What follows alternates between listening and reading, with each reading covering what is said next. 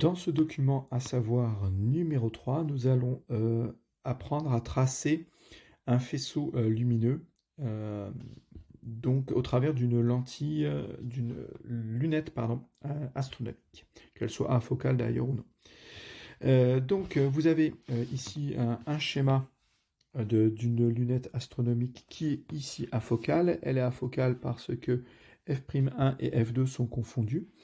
C'est bien une lunette astronomique. Pourquoi? Parce qu'on a un objectif représenté par une lentille convergente, un oculaire représenté par une lentille convergente, et que la distance focale de l'objectif est supérieure à la distance focale de l'oculaire. Donc on a bien ici, ici une lunette astronomique et en plus afocale.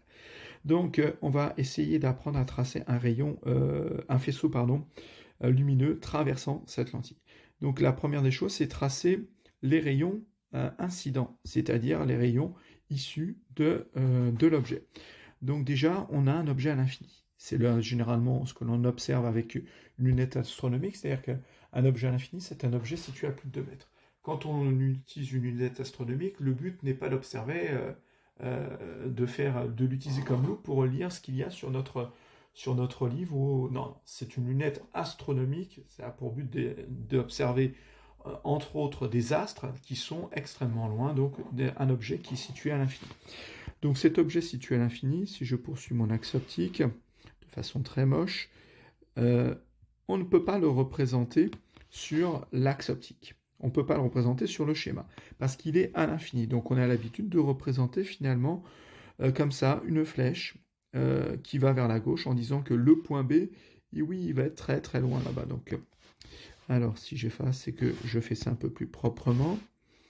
Hop, on aurait un point A qui serait donc à l'infini vers là-bas, et un point B qui serait vers là-bas. Donc, finalement, mon point B est ici, mon point B est ici, mon point A est ici, mais en dehors du schéma. Donc, comment tracer ces rayons-là? Parce que je n'ai pas le point A, je n'ai pas le point B. Alors, ils sont tous issus normalement ici, ceux qui sont représentés sont issus du point B. Donc, comment on fait? Eh bien, on s'en moque, on va simplement choisir un rayon, et le premier qu'on va tracer, c'est le bleu. On va choisir un certain angle, pas très grand un angle, alors là j'ai mis un θ, ça se voit pas, un angle, donc par rapport à l'horizontale, parce que finalement, si le point B est ici, on voit bien que le rayon va faire un certain angle avec l'horizontale.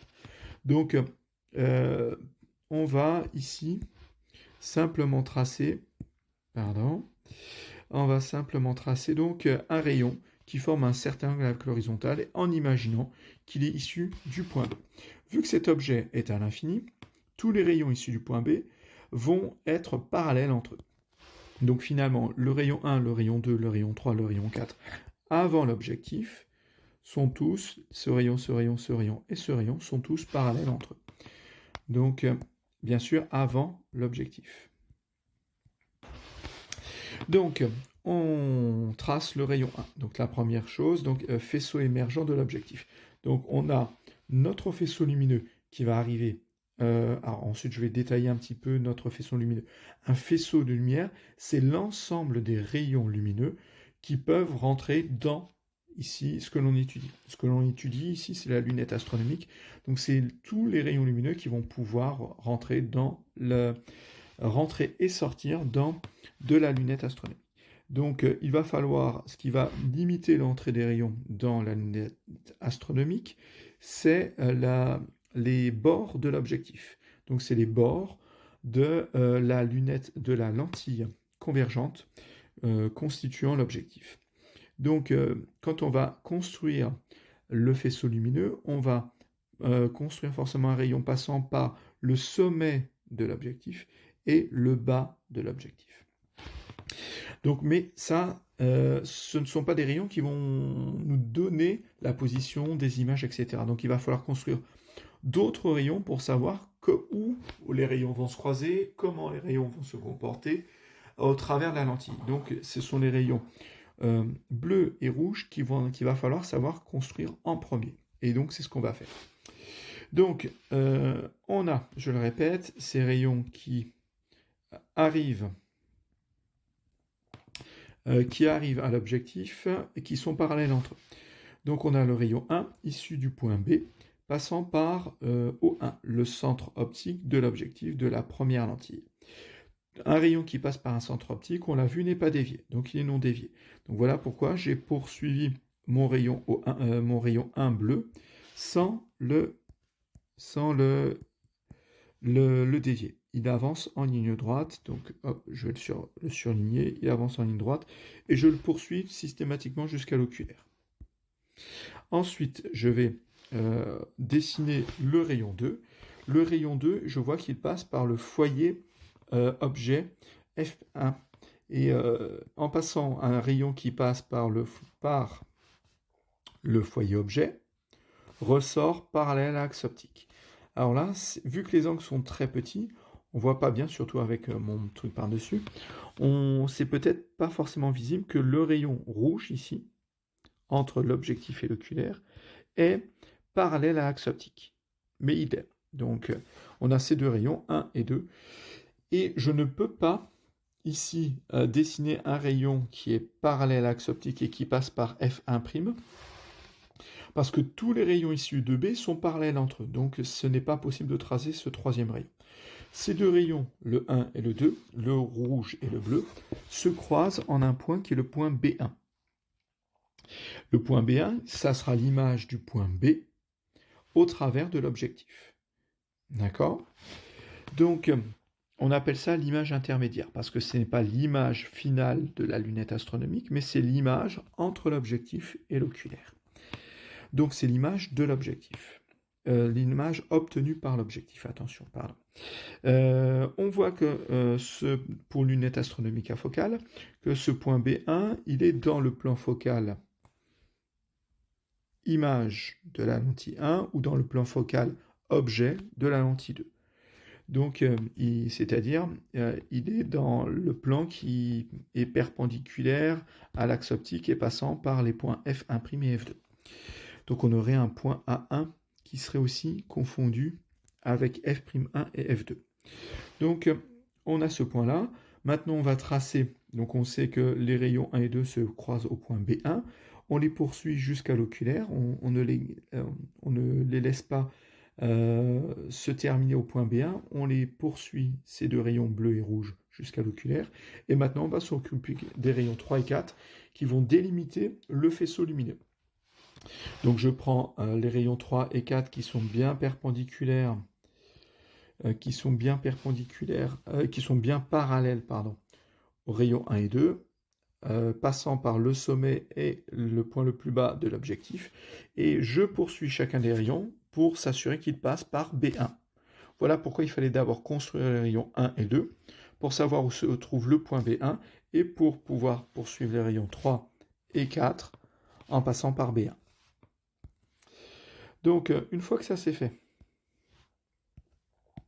on a déjà le faisceau lumineux avant l'objectif, entre l'objectif et l'oculaire, et maintenant il va nous falloir tracer ce faisceau lumineux à la sortie de l'oculaire, c'est-à-dire à la sortie de la lunette astronomique.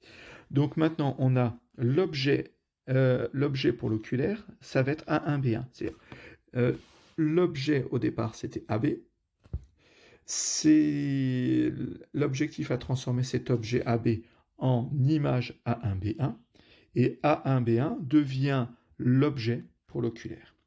Donc l'objet est placé dans le plan focal objet pour l'oculaire, pour la lentille 2. Donc on va tracer ici deux rayons, mais un rayon qui arrive parallèle à l'axe optique, on l'a déjà tracé, c'est le rayon rouge. Il va ressortir en passant par F'2. Et un rayon issu de B1, donc partant de B1, qui je rappelle est le nouvel objet pour l'oculaire, va passant par le centre optique, n'est pas dévié. Donc je trace ce rayon. Mais vous voyez que ce rayon est tracé en pointillé. Pourquoi? Parce que vous voyez qu'il est en dehors du faisceau lumineux. Il n'est pas compris entre les deux rayons orange.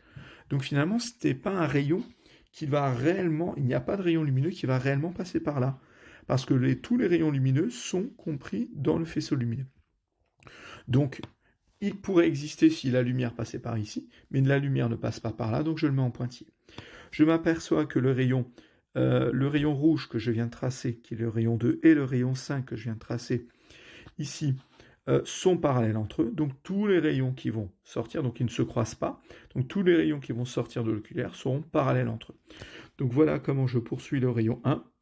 Il arrive sur l'oculaire, et ben je fais sortir le rayon lumineux parallèle au rayon 2 et au rayon 5. Et pareil pour le faisceau lumineux, c'est-à-dire les rayons 3 et 4, je les poursuis en étant parallèles, sortis de l'oculaire, ils sont parallèles aux rayons 1 et 5, aux rayons 2 et 5, pardon. Donc tous les rayons sont parallèles entre eux. Ensuite, c'est ce qu'on vous dit de faire ici. Il ne faut pas oublier de colorier ou de hachurer, si vous n'avez pas de crayon de couleur.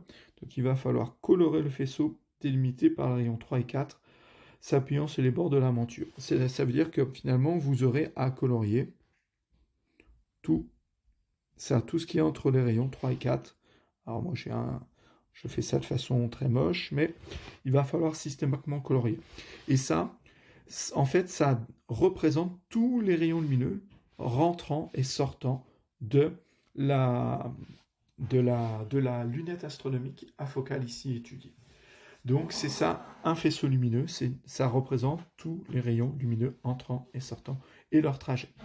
Donc voilà à nouveau pourquoi ce rayon 5 qui est ici en bleu et en pointillé est mis en pointillé parce qu'il n'est pas dans le faisceau lumineux, c'est-à-dire qu'il n'y a aucun rayon lumineux entrant dans la lunette astronomique qui va passer par le point O2. Mais il nous a été utile pour construire les autres rayons.